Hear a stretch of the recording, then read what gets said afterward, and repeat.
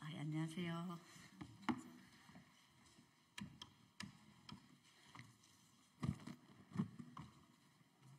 예, 진보당 원내대변인 정혜경입니다. 일하는 사람들에게 힘이 되는 예산 만들겠습니다. 2025년 예산안 진보당 입장 발표 기자회견을 시작하겠습니다. 오늘 기자회견 참석자 소개드리겠습니다. 윤종호 원내대표님 참석하셨습니다. 전정덕 원내부대표님 참석하셨습니다. 예산은 국민들의 세금입니다. 그만큼 잘 계획되고 국민을 위해 잘 쓰여져야 합니다. 경제위기, 민생위기로 서민들의 삶이 무너지는 지금 2025년 예산은 무엇을 중심으로 편성되어야 합니까? 무엇보다 민생 안정, 서민 살리기 예산이 필요합니다. 하지만 2025년 예산은 한마디로 민생 외면 예산입니다. 왜 그렇게 되었습니까? 역대급 세수 부족 때문입니다. 2025년 예산안 총지출 명목 증가율은 3.2%입니다. 이것도 부족한데 재량 지출 증가율 0.8%에 불과합니다. 신음하는 서민들을 위해 예산을 더욱 증액해야 하지만 예산의 대부분에 의무 지출이 편성되어 있습니다. 서민들에게 예산이 가닿지 않는 것은 당연한 일입니다. 역대급 세수 부족은 왜 발생했습니까? 부자 감세가 핵심적 원인입니다. 그런데 윤석열 정부는 이제 상속세도 손보겠다고 합니다. 여기에 재정준칙을 신주단지처럼 모시면서 긴축재정까지 하고 있습니다. 정부의 잘못된 재정기조의 피해는 고스란히 서민에게 가고 있습니다. 상속세 완화, 법인세 완화 안 됩니다. 부자 감세 철회해야 합니다. 진보당은 3대 예산 삭감, 5대 예산 증액 방향을 정했습니다. 윤석열, 김건희 예산, 기후악당 예산, 뉴라이트 예산, 3대 예산을 삭감 예산으로 정했습니다. 그리고 일하는 사람들에게 힘이 되는 예산을 증액하기로 했습니다. 노동, 농민, 기후, 환경, 민생복지, 역사 바로 세우기 5대 의제의 예산에 집중적으로 살펴보려고 합니다. 21대 국회가 일하는 사람들에게 힘이 될 수 있도록 2025년 예산안 심의에 최선을 다하도록 하겠습니다. 다음으로 윤종호 원내대표님과 전정덕 원내부대표님의 기자회견 낭독이 있겠습니다.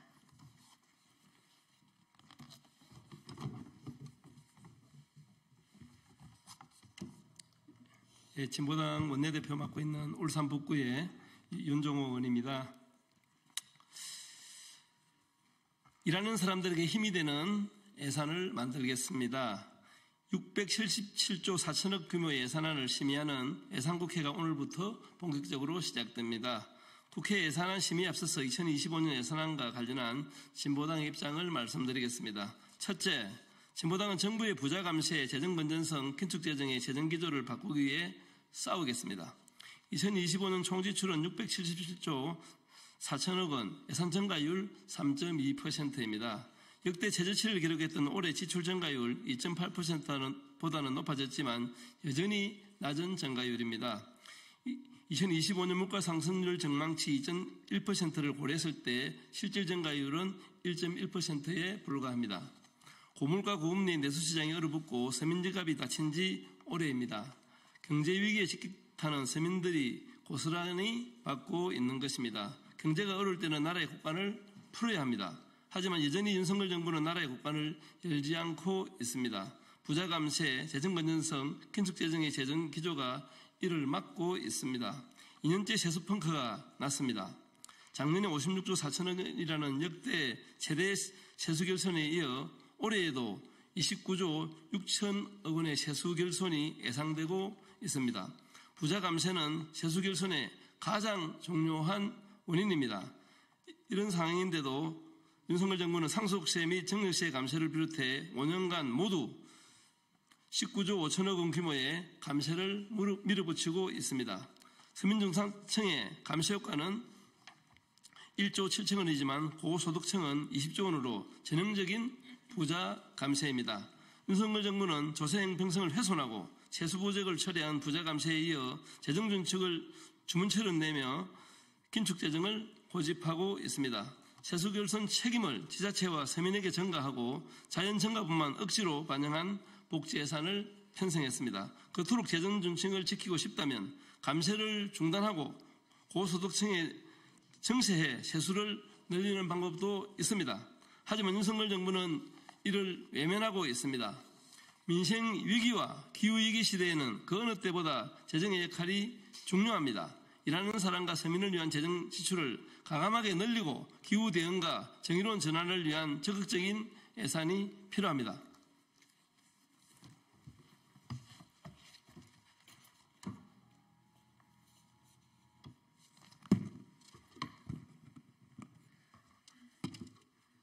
둘째, 윤석열, 김건희 예산, 기후악당 예산, 뉴라이트 예산, 3대 예산을 삭감하겠습니다.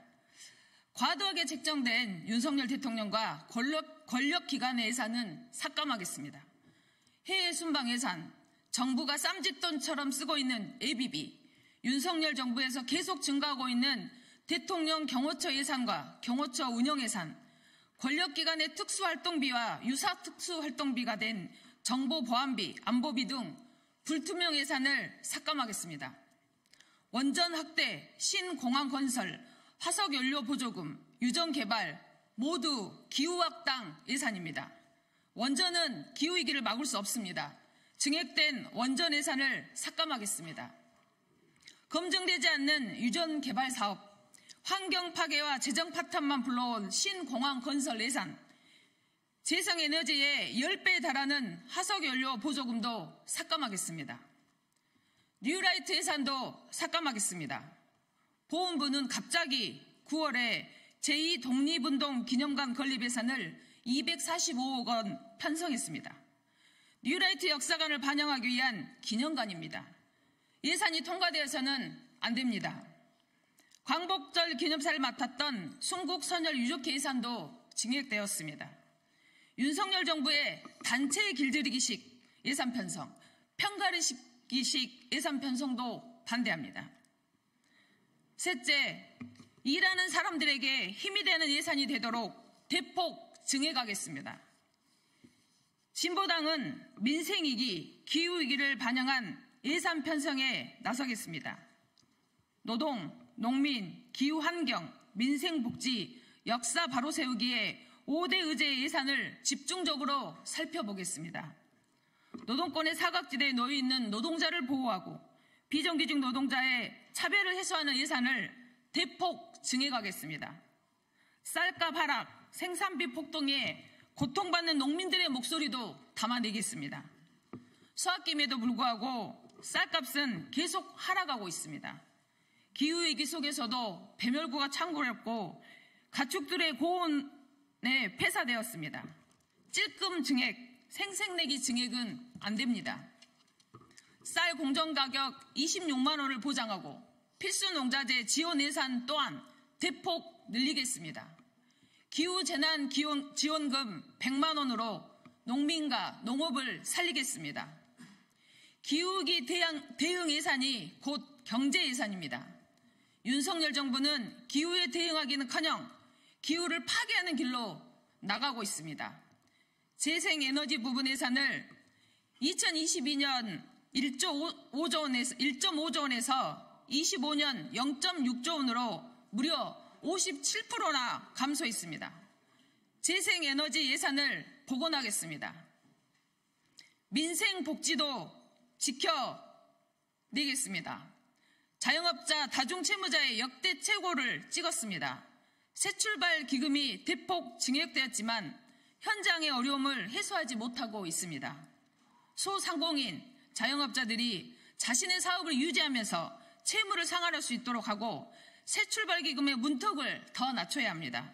예산이 제대로 쓰이도록 하겠습니다. 감염병은 계속되고 있지만 정부의 대응은 아니랍니다. 코로나19가 잠잠해지자 상병수당 확대 공약은 오간데 없고 예산이 대폭 감소되었습니다. 돌봄 예산도 삭감되었습니다. 특히 노인 돌봄 예산이 삭감되었습니다. 모두 다 돌려놓겠습니다. 저상버스 등의 확충으로 장애인 이동권 또한 보장하겠습니다. 뉴라이트 예산은 대폭 늘리면서 광복회, 동북아 역사재단 등의 예산은 줄이고 있습니다. 역사 왜곡에 맞선 예산 또한 돌려놓겠습니다.